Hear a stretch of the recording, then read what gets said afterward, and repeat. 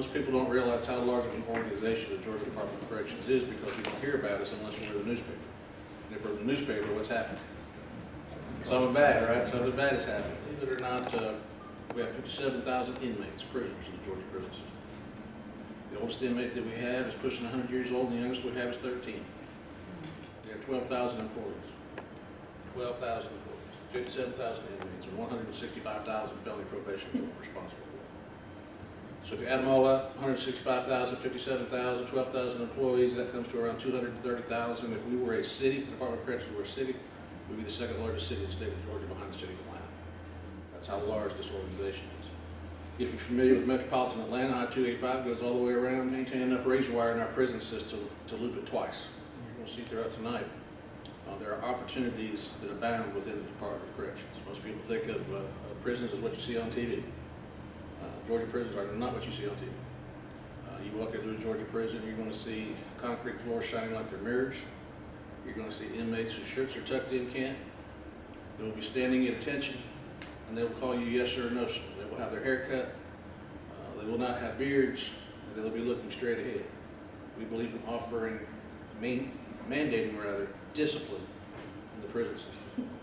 When you've got this large of a population and you're trying to maintain order and you're trying to maintain a degree of safety, you have to pay attention to detail.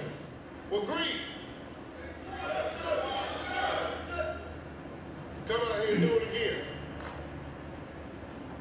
It ain't looking good for this dormitory here now.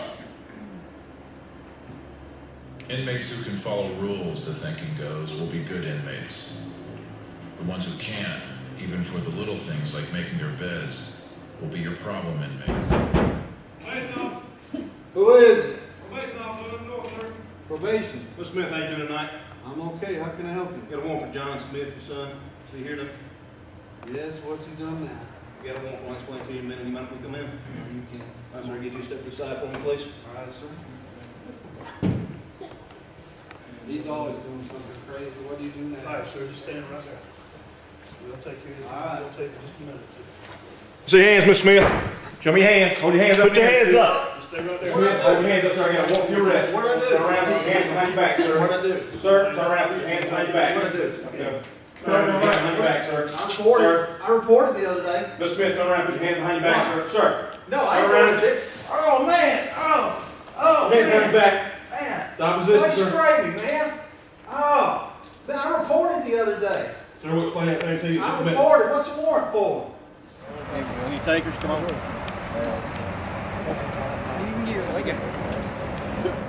So it's not too comfortable, is it? Now imagine your hands behind your back, cuffed too. Seatbelt going across. All right, by a show of hands, how many of y'all are interested in doing police type work on the street? Most of y'all? All right, how many is interested in doing investigation type work? Some investigators.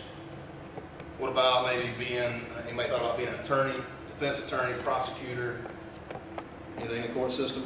No? What about somebody like SWAT stuff?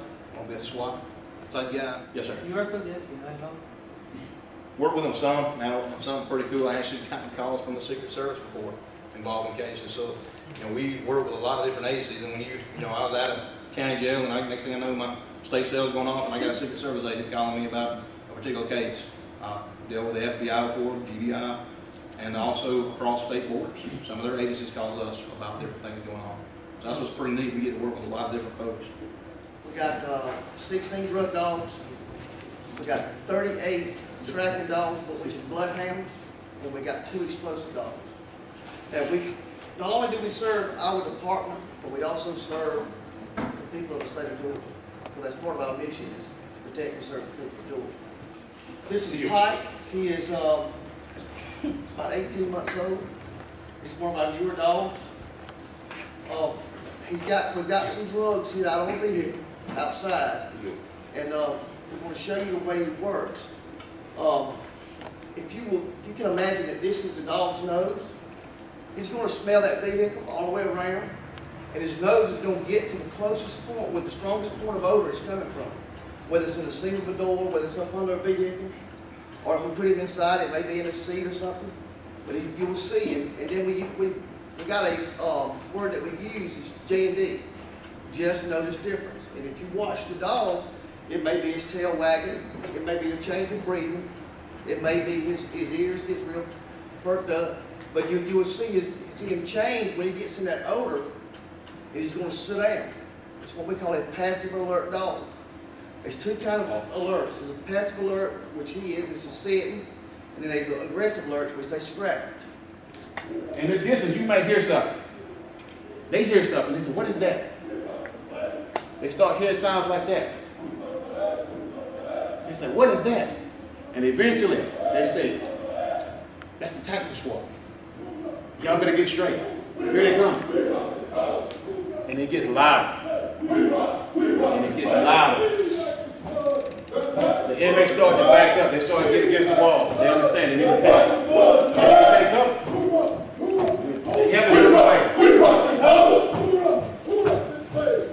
Ladies and gentlemen, the Cobra Squad, Georgia Tactical Squad. These are the ones that save the day, from day to day, from our facilities. We rock this house. We rock this place. Lean like the blood, the practice blood. Lean like the blood, the practice blood. Left, your left, right. Left, your left, right. Left. Right to left, right to left. Walk, ho.